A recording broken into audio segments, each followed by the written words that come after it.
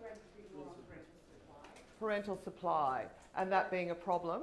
Something about that. Yeah, I guess there's a lot of a sense here in Australia in that is trying to adopt the European model for drinking.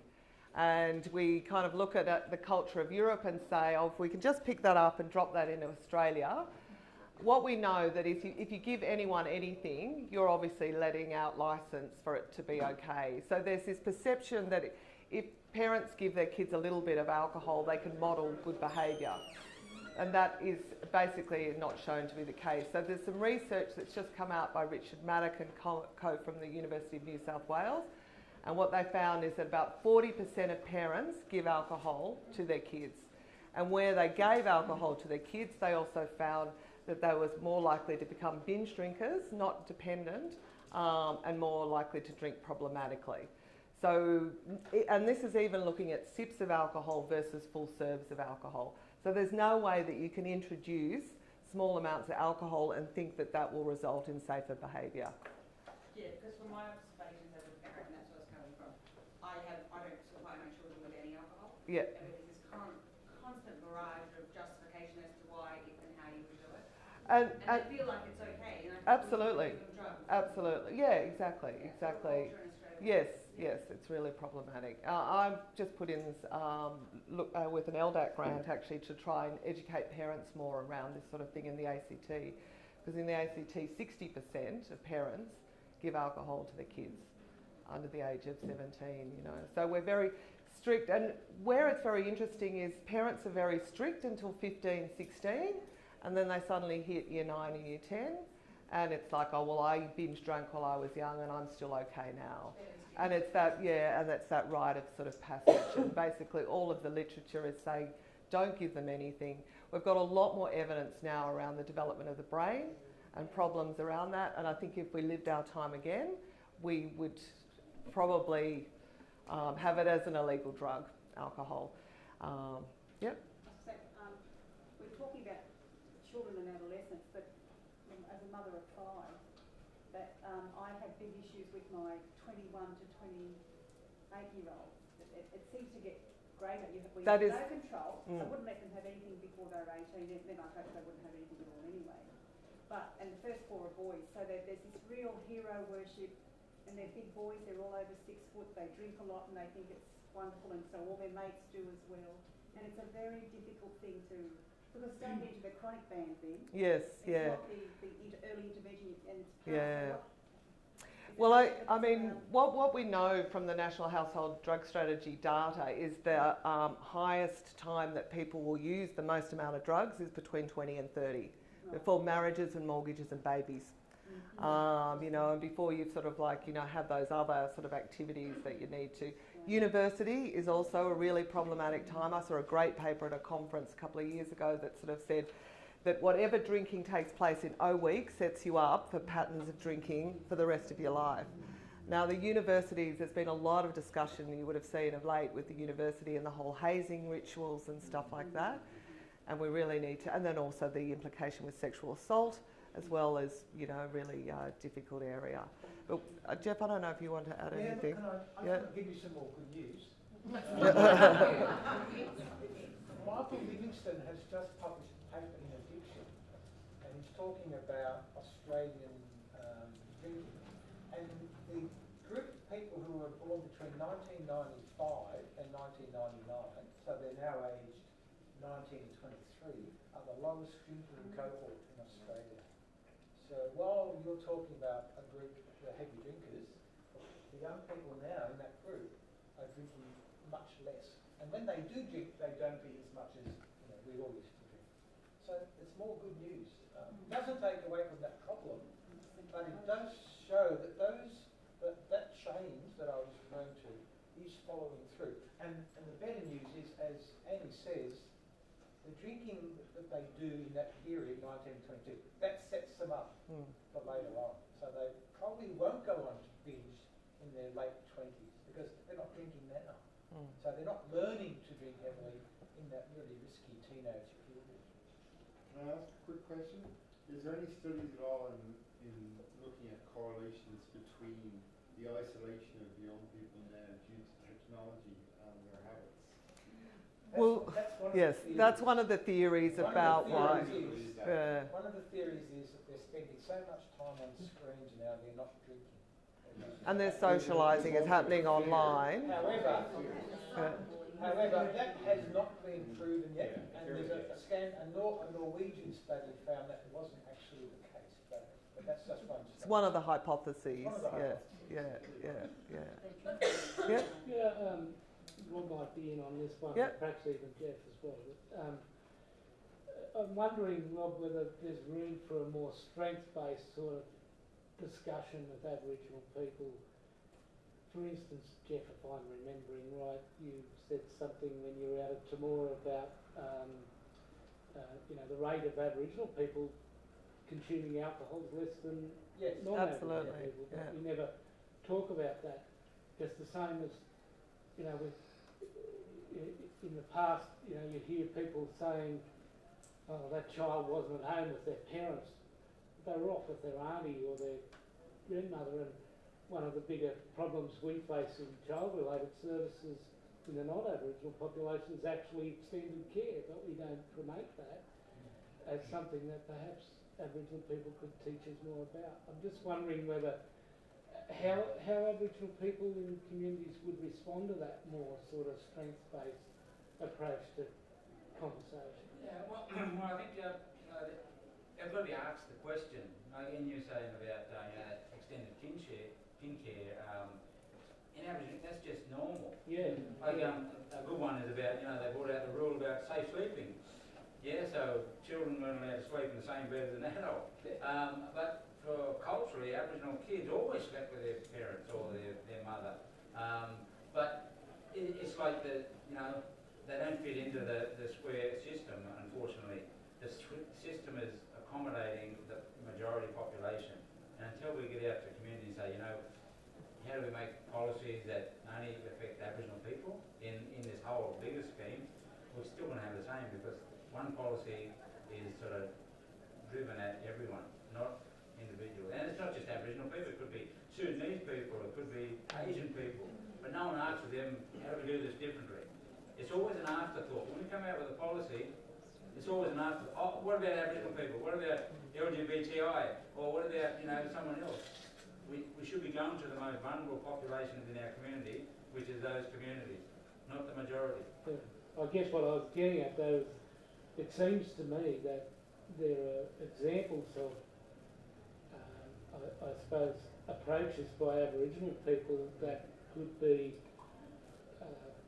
positive examples for the rest of the community, but we don't tend to use that. We try and make Aboriginal people fit other models rather than recognising what they have that are positive examples. Yeah, and what we do with Aboriginal, we tar everyone with the same brush. There's 350 nations across Australia, but we tar one Aboriginal program to fit everyone. Mm-hmm. What we do here in sort of Newcastle might not be what they do in Sydney or what they do in WA, but we seem to stick to that sort of one policy rule. Are there any? Yep. Sorry, this is a question back to the alcohol issues with particularly 20s. Something I find is how people socialise. Like all social events are around alcohol, and people think, oh, just drink in moderation, but it doesn't seem to happen. Do you think there's a way, either do we ban alcohol at certain things, or is there a way to, encourage socialising in different ways? Well, I think, I was just talking to someone this morning. I was doing some training for at-risk young people around sexual health stuff, and these were all kids that were at risk and were, I suppose in the at-risk youth category. And we did a getting to know you exercise, and 3/4 of those people, the thing that they had in connection with each other was sport, which was very different from when I was young. There was no way at 16 you were kind of like admitting to be a sports jock. You wanted to be the kind of binge drinker. I think we need to, I think there is more socialisation happening now without alcohol, but I think within the family situation we need to kind of look at the fact that not every celebration or every time you've had a good day or a bad day you have a drink. Yeah, exactly. But I think some of that is certainly changing. There's a great comedian, stand-up comedian, who does this sort of routine about Muslim people not drinking. It was like, how do you guys have fun? It's like, you know, and there's that sense that you need alcohol for that. 98% of popular movies has alcohol in it. It is about the celebration. Now, I've said that statistic. See if you can look at a film that's not a Disney film that doesn't have alcohol product placement in it. It's a study from 2009 that sort of said by the time a young person's 18, they've been exposed to 36,000 positive messages about alcohol. And for every negative message about alcohol, there's 200 promoting it. So we've got to really, do a lot of work. I think the industry is very unregulated. It's a bit like the NRA here. You know, maybe not quite as bad, but certainly, you know, they've got a lot of power in government. And, you know, we really need to kind of, you know, get out there and get more educated. Now, there are some small wins, but I think, you know, as Jeff was saying, you know, there's certainly some groups that are still problematic drinkers, and we need to do some more intervention with that. They done it with cigarettes, didn't they? They did it with cigarettes, you know, I mean, and ever since the cigarettes have gone, it's the alcohol's come in. And so we still get 4 out of 5 deaths in Australia relating to tobacco. It's old people dying, you know, whereas the statistics around But even alcohol. on the TV, like the movies years ago, used to be Yeah. the room be filled with smoke, you know. Yeah, But yeah. now you very Yeah. rarely see someone with a cigarette in their mouth. Yeah, exactly. I think we should take Rob's advice too, because, okay, we can work on the policy makers to change policy, but it starts with us in the community. Yeah. And we can change the sense that we must have a drink to celebrate. So, that's what we can do as well. As a worker with ADF, sorry, for question. As a mum, I've got a 17-year-old daughter. A couple of years ago, there was a real lot of problems with her drinking and drugs and that, and I couldn't find any help whatsoever. Everything I tried to do, she had to be wanting to do it. I tried to give her the headspace and the counselling. I tried to get into rehab, and she couldn't go in. Basically, everything had to be, like I said, voluntary, or else she had to have committed a crime. So there was no way I could turn. I just had to put up with her abuse. And it's at that extreme end, isn't it? Yeah, It's at and that I really didn't- extreme and- end. I didn't want her to get a criminal record to Just to get some help. yeah, just to get some help. But I even rang lawyers and legal aid. There was no one who could help her. And it's just Yeah. ridiculous. And you'd think they'd be looking at prevention and helping them at the early stages. They But- wait until they've gone to the extreme. Yeah. And that's why all you beautiful people are in this room, because you are at that level. Well, and I mean, unfortunately, there's not a lot of good evidence for sort of compulsory treatment, you know, I mean, for making people go and do treatment. So it has to be a kind of voluntary, I mean, to give up drugs or alcohol or whatever, you need commitment from the individual. You need, you know, a supportive environment, and you need a good sort of therapist to be able to do that. And if you don't have one of those 4, it's 3 things. Your treatment's not necessarily going to be successful. But I mean, for a drug like alcohol, which is our, you know, main problem drug in society, it takes on average 18 years before someone accesses treatment from the time they get a problem. That's huge. Say that again? That's its job, alcohol, it's repetitive. Yeah. But Annie, yes, can I ask, yes. So what could a parent do in that lady's situation? Well, this is your area, Jeff. Go for Well, it. I know, out of town. You went out of town. State. What would you say, Jeff? Well, I would say that you can, obviously, and you did this, you made it clear what your attitude was, that you didn't want her drinking in that way. Obviously, you didn't give her alcohol, you didn't support her to drink. And maybe you could, or parents could establish some rules about, you know, that maybe she couldn't come into the house after when she was drunk. I even put ADAs there on it, and that was one of the things that she still couldn't come out. Yeah. Well, then it And sounds police at my house. And sure. And like I said, I had to send her to another state to get her sorted out. She's back in school. She's now. okay? She's doing year 12, doing Yeah. really well. She got a scholarship last year. But she's still drinking a bit, but not as excessively as she was Yeah. and doing drugs. Yeah. that sounds great. That sounds Yeah. like, That's a good win. Yeah. and it sounds like you did whatever you could. Yeah, she did everything So possible. you weren't you weren't helping her to drink, you weren't supporting her to drink. You let her know that you loved her and she was always welcome, but you didn't want her to drink For either. parents, there's nothing out there that can No. help you when you come Yeah. I'm just trying to think.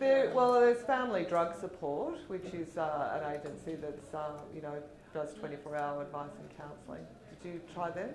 Yeah, I tried Okay. telling you, I sat one day and I called about 10 people. I called Headspace, I called Legal Aid, I called drug and alcohol line. Turning Point in Melbourne has a telephone counselling line, and you can get counselling online through the computer. So you may not have known about that, and I think we need to make sure those services are replicated through the country. But I think the Turning Point program, I think you can contact them anywhere, Yep. but people just don't know about it. Yeah. Jeff, is that for people that are affected by it, as in personally affected by it, or support? I think it's both. Yeah. Yeah. But when you've got a kid at your door screaming or something, you want help there. You want someone to call up and say, come here. Sure. I need to You know, you don't want. The catch is, as Annie said, they're not going to be able to force your daughter to do anything. But Oh no, it's because yeah. then we're back to the problem of taking children away Yeah. and forcing them to do. Yep. Lady in the red? Did you? Yeah. I'm wondering whether, the voluntary capacity or what you listed as, for successes in treatment programs that, a person has to be willing, whether there's a cultural element that's brought into that, where when we're talking about specific ages where parents and where a young person, you as a parent have some right, because I find in the work that we do, a lot of parents find that they don't have anywhere to go, and how do they do this? And often these issues lead to family breakdown, which we're dealing with it because young people become homeless, and then they go through that cycle of homelessness, the family breakdown, and then the drugs and alcohol, because there isn't enough hands-on services, and we're talking about, in the city, let alone in regional areas. So I think that's something that we really need to address. And how do we work with this in terms of supporting parents and that family dynamic when these things occur? Yeah, I agree. Yeah. To a point also, we're looking at others who really have a huge stake here as their friends.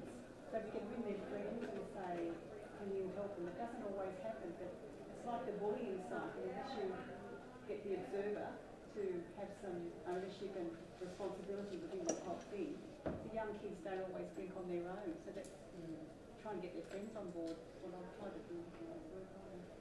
Did or didn't? Not always. Right. There's a question. Yeah. Just turning the table a little bit, how do children who have alcoholic parents work out where they're going to? Well, and you see. And are they going to be on the take away from your parents because they're alcoholics? How do you cope with a child who comes to you and says, what do I do? And you see them sitting on the doorstep because mum and dad are having arguments because they're drunk. Yeah. You've got just on that point, Yeah. there's just been funding across New South Wales for positions that respond to parents who are using substances and alcohol during the perinatal period. So there is some work going on around that in New South Wales. I know in our local health system we've just had someone appointed as a leader in that area to respond to parents who might be trying to manage alcohol and other drug addictions, pregnancy and early childhood. But I was going to ask a question, and I was a bit confused after this morning that one speaker talked about there being no evidence really for programs in schools. I'm not sure what the measurement was about, but then Jeff sort of mentioned that perhaps some of the reduction in the use of alcohol and other drugs might be due to work being done in schools. So I'm a bit lost being someone who works in schools. Look, I think the evidence, and this is Jeff's area again, so I'm going to pass over to him, but certainly a lot of what he was saying earlier was really one-off education program, so bringing in an expert like me or Jeff to talk and thinking that's going to prevent, it's really where the evidence lies is embedding it into the curriculum and with teachers delivering it. And there is some evidence-based programs like Positive Choices. As well as the climate schools had some really good evidence. Sorry, if I could just, if you look back, there are some seats, so please come on through and sit yourself down. I must admit, John, I thought someone did ask that question.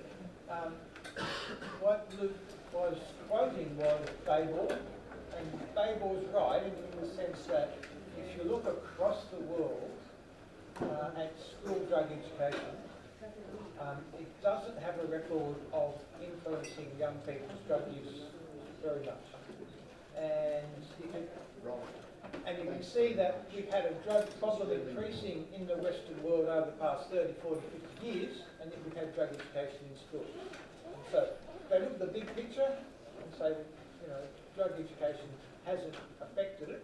And we can understand why, because we live in a society where most people drink, so we're all providing that model for kids. Alcohol sponsors everything that kids like. It's advertised everywhere. And so you have a society where kids get bombarded, or have been bombarded with the news that unless you're not drinking, you're not having a good time. And they know that, or they think that when you start to become an adult and you get sex and you have a great time. And so do we expect a few hours education in schools to obliterate that? Yeah, I think it has to be done. So that's what Luke is actually quoting, those studies. But as Annie said, what we've seen is some programs, Positive Choices, the Climate School program, they have shown a reduction in drinking amongst young people for 12 months. And that's valuable because we know that if kids don't drink when they're teenagers, they're less likely to drink in a heavy way later on. The problem is that the Climate School program needs well-trained teachers. And so and we keep pushing it back onto teachers too. We don't train teachers in drug education. So teachers don't like to do it because it's pretty scary. They think they don't know much about drugs. They don't know much about crystal methamphetamine, ecstasy. So they don't want to do it. And we don't train them.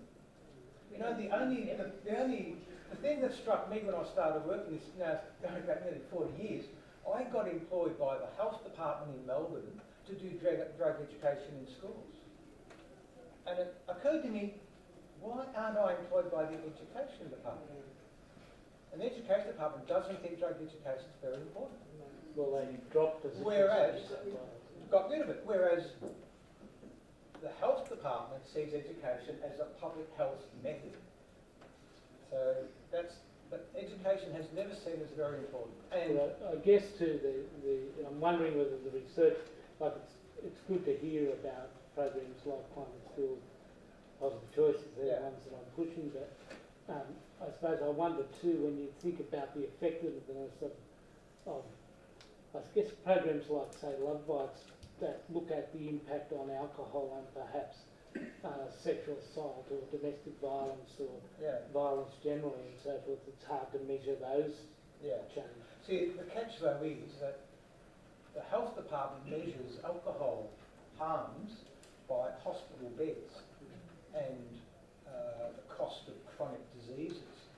So if education delays drinking by 12 months, that's a big tick, but it doesn't show up in the health department's costs because it's not changing the chronic diseases because the kid doesn't start drinking. Say they don't start drinking till they leave school. They drink for 30, 40 years, then they show up with the chronic diseases and car crashes. So the education, even when it works, it doesn't impact on the big cost, which is public health system. And that's why Babel et al. Says it's not effective. Because you can do your drug education, but there's still this massive alcohol cost. Because it's not affecting the long-term route. And I guess just on that point, because I know this has been something too that a lot of sort of CDATs have done, is sort of like wheel in the ex-drug user as Exhibit A.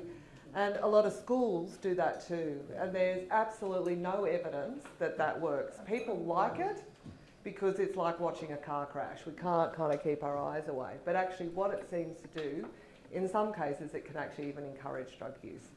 So I think that's really important. It's a really great thing to get bums on seats, but it's not education. It's about kind of hearing someone's story of despair and kind of crawling back again. The reason it's not good too is that like it's one person's journey, and everyone's journey with drug use and alcohol use is very different, you know, and so it's not a one size fits all. So we get this kind of coming up again and again because people want to do that. And it's, of course, people are interested in it, but don't pretend. And it's very difficult then for someone like, you know, who is a bit more expert and knows the literature to be able to get a salient message through, because people will listen to the ex-drug user rather than the drugs researcher. So just bear that in mind, because it comes up a lot, I know, with CDATs, and particularly with community. It's like, and a lot of people who are in recovery do want to tell their story too. And, you know, and so the events like this become good draw cards, but be really careful around utilising that. And if I can ask one more comment, this is pretty important. However, what we do know is kids are less likely to smoke tobacco, drink alcohol, use drugs if they enjoy school. They don't have to be that good at it, but all the research says kids who like going to school smoke less, drink less, use less. And you can see why, can't you? Jeff, does that also stand for outside school activities as well? Do you know what I mean? Like having extracurricular stuff like sports? Kids who like going to school are happy kids. So what we can do, if we can't provide drug education, we ought to make sure schools are harmonious places where kids enjoy themselves. And that's why anti-bullying programs are so important. That's why it's important that teachers get on well with the kids and the kids get on well with other kids. Now, the research has been done on this. It's been done in Melbourne, where several schools were trained for several years to make sure they were happy places. And what the actual study was trying to reduce depression among kids. What they found was the kids smoked less and drank less because they enjoyed school. So if you can do whatever you can in your community to make schools happy places where people enjoy going, that is drug prevention. Right. So that's good news. Sorry, I just wanted, this guy just had a comment on the user stuff and then, Yeah, sorry, I work in the Central West where ice is a major issue. Yeah. I noticed in your PowerPoint forward you follow decriminalisation. Are you for or against it? What's the argument? I am for decriminalisation, on the record, What's the science behind that? Look, I mean, that's about an hour's discussion. But I think, you know, sort of certainly, I think the evidence is certainly saying that the current policy that we have is not working. And I think we've had 55 years of the war on drugs and we've only seen drug use increase in that time. We've had some sort of small wins. I think you will be able to regulate it better. I think you will be able to, I mean, there's lots of different methods for decriminalisation, obviously, and there's some models that are coming out of America around particularly the cannabis stuff.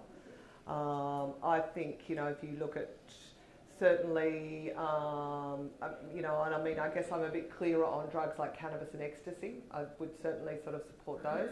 I'm a little bit probably, I mean, and you know, this is not the gospel according to Annie. I sort of find that I'm a bit more confused around that sort of stuff, but certainly a lot of experts and people that are in my field that I follow and admire would say decriminalise everything. Yes, it's about Lisa? policing itself, though. Can I just ask, how does that correlate with the increase in the use of illicit drugs? Say that again. So with pharmaceuticals, so like people using legal drugs illegally. I mean, yeah. Well, I think we've had a lot of problems with that in that it hasn't been well monitored at this stage, you know, and so one of the good things that we've got here that they haven't got in America is they haven't found fentanyl mixed in our illicit drug supply. I think there's about 8 cases of it currently, so that's partly why it won't happen. But we need to do real-time monitoring around the availability, and that I can't believe that hasn't been done. We've done it for amphetamines, but we haven't got it for, you know, opioids, and this is really would be one really good step, particularly when you sort of see the massive marketing and pushing and stuff of those, and that people go to a doctor and expect to get a pill at the end. They don't expect to hear that, you know, maybe you should do some yoga and do some meditation and some mindfulness. You know, should go to my doctor's surgery then. Right. That's it. Yeah, that's good. it. That's great. And I think, I mean, I was listening to someone the other day on the radio who was sort of saying, and she was a GP, and she said when she did training, there was 1 hour on chronic pain that was spent in the whole training and a doctor. And she said now about 1 in 5 patients have got chronic pain in surgeries. We need to actually have this as a really big part of the training curriculum for doctors, and so that we learn to manage this better within the sort of like GP community. Yep. Yeah. Going back to healthy school cultures, is there any evidence to show that that would work in environments like the Northern Rivers, where there's a really high drug and alcohol culture, very celebrated party culture and festival culture, and an incredibly underfunded public school program? And we've got no infrastructure. Like we've got no police versus health Yeah. in our region. We can't get police support. It's all about policing. And you got the bad media too. It's all about policing and nothing about health. We can draw a distinction between people who use a drug or use drugs and people who develop drug problems. Yep. So if people are living in a high drug use area, for example, then their risk of using drugs and developing a problem is obviously higher than people who aren't living in that area. So kids in that area are obviously at much higher risk. Yeah. So we might see a higher problem there. However, I think the equation stands that the kids who are basically happy with their life, enjoying school and doing well at school, would be another element, would be at a lower risk. But obviously living in a high drug area puts you at higher risk. I mean, we know that drug availability is one of the major risk factors, because if the drugs aren't there, you can't use them. If there's a lot of drugs there, then you're more likely to use them, and you've got more models using them, more opportunities. Do you ever get information on where all the labs are, clandestine labs? Because we've been told that 80% of the labs that they've busted in Australia are actually in the Northern Rivers area. That'd be really high. Police have told us that. Really? Yeah. So would they be able to supply you with some of that information? Police won't share any statistical data on anything anymore. It's a new police policy in New South Wales apparently. They wouldn't even give us the actual data on DUI rates, and yet Byron Shire is the highest rate of DUI consistently year after year for the entire state of New South Wales for more than 20 years. And they won't even give us that. Population. We know the majority of it's local, but they won't actually give that to us anymore. Get that off the Oscar report. Yeah, Actually, Bosco don't Bosco. put that. Yeah. The Bosco don't put that. No. We can contact them and ask them for that specifically. Yeah, Australian Institute of Criminology, I think they sort of do their illicit drug report once a year, and they have, you know, we busted 728 labs or something. Because Everell and Glen Innes seem to be able to come up with those type of stats. I thought it was off Bosco.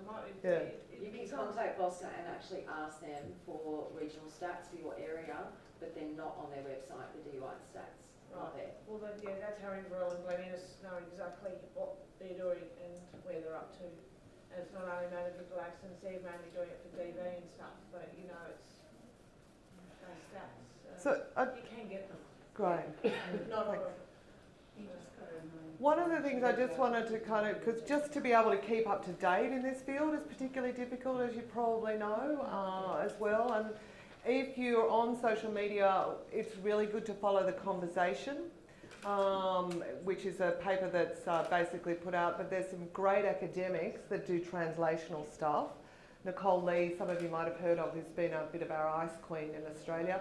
She writes an incredible amount for The Conversation, and that's where I keep up to date, you know, if you're not able to read and access peer-reviewed literature, if you can kind of follow the conversation on your social media pages. The National Drug and Alcohol Research Centre and the National Drug Research Institute also have Facebook pages, and they release all of their you know, new studies that come out, and so it's a really good way to kind of keep up to date, because I know that is really daunting when you're out there in the community, is to be able to access that information. So, and obviously ADF is, you know, keeps up to date with it, but certainly if you wanted to just keep abreast of some of the good literature, the conversation is certainly one of my favourite places for getting up to date. Any other questions before we go for lunch? Starving, it's late, isn't it? I have put it, I've put it up, but on the question thing, but it's not being responded to. Yeah. How's our chances, ADF and CDAT working together to get actual liquor records in New South Wales and all licensed venues to be mandatory instead of voluntary? Because if we could actually get that to be mandatory and a fee-paying thing, would that not help to prop up CDAT across New South Wales as well financially into the future? Well, you could use the example when you were arguing about the Northern Territory. Yeah, exactly.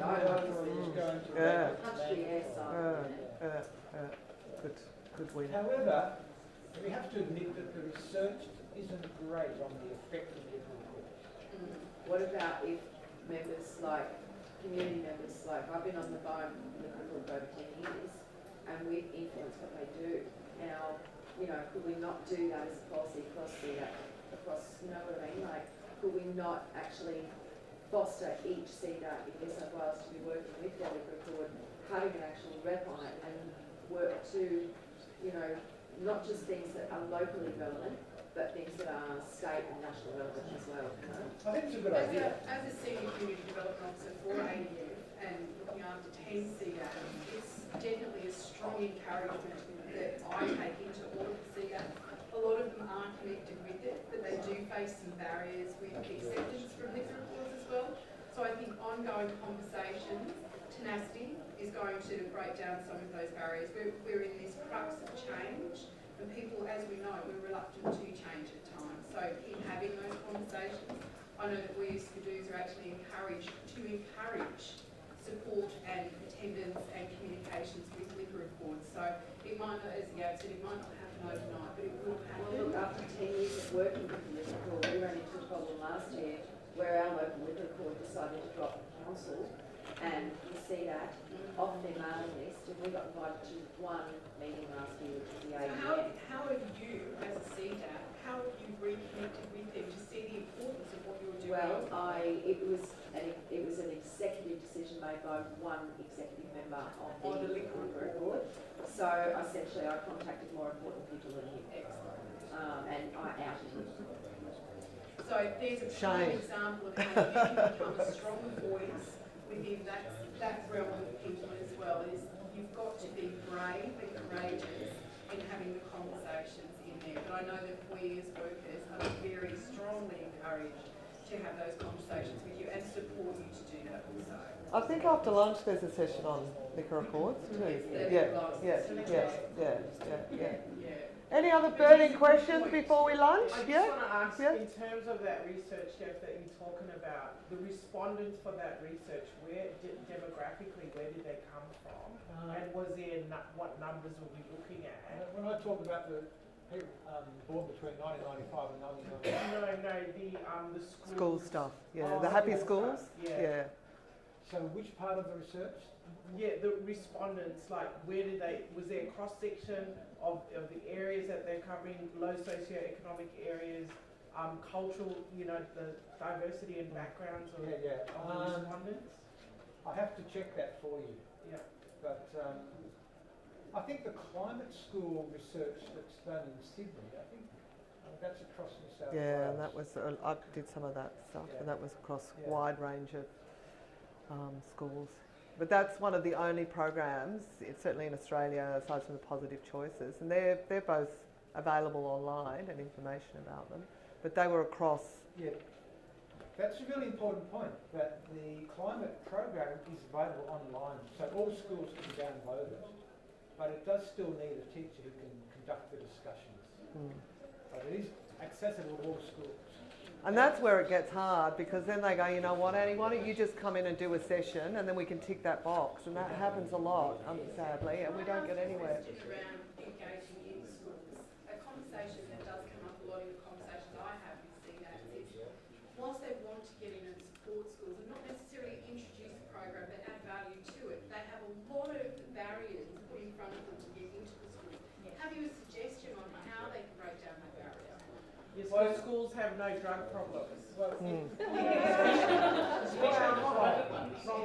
Yes. Can I say though, it depends on what the CDAT wants to do. Even just to have a conversation, some of them have found it a real barrier. They just keep hitting a brick wall. Yeah, schools can be very insular. Yeah. I mean, I think one of the things CDATs might want to consider is if the school doesn't have a breakfast program for kids who don't. A lot of kids come to school without having breakfast, and that's a real barrier to their learning. So a lot of schools have set up breakfast clubs, and CDATs might like to do that or support that if their school doesn't have a breakfast club. Because that means then kids are going to enjoy school more if they can concentrate, if they're not hungry. And there is real study around that. There is real study about that. Or helping the school run an after-school program. Or a lunchtime program. Lunchtime? Can I just interpolate something to change the topic just slightly about lunch, which is in about a minute or two's time? There'll be 3 stations in the smorgasbord in the restaurant. If you're one of the people with special dietary requirements, you need to look for Linda. There's a hotel worker whose name is Linda. And she's nasty. She She wouldn't give me any food. She wouldn't. I had to beg from plead for my life to get something vegetarian. Oh no. So, can we wind up? Yes. Yeah. One respect. Yeah.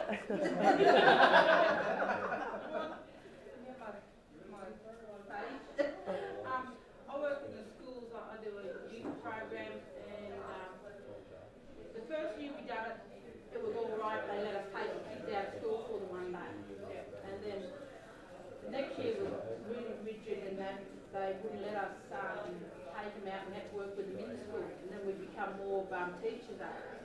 And then now they've got so many organised, and we run a breakfast program with bacon and eggs and toast on a Wednesday and Thursday morning, and we take kids out to do the gym 5 o'clock in the morning. Then we take kids to breakfast, and then we work with them in the school to do a lunchtime research program. So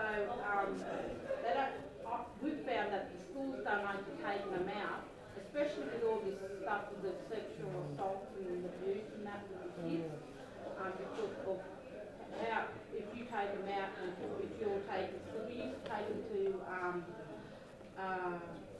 workers, like I took my girls group out to Aboriginal organisations or departments and got guest speakers to talk to them, and it's all about who you're presenting them to, if you're presenting them as a leadership, working with children checks and police checks and all that comes into play. Because even getting into a school is like our And that is a lot of the frustration that I hear in the different communities. And whilst I work across a lot of different communities, the conversations that I'm having, the fabrics of them are very similar. So it's how do we break down those barriers? How do we help you do that effectively? All right. Nice to talk to you. All the best out there. Keep up the good work. No worries. Thanks, Jeff.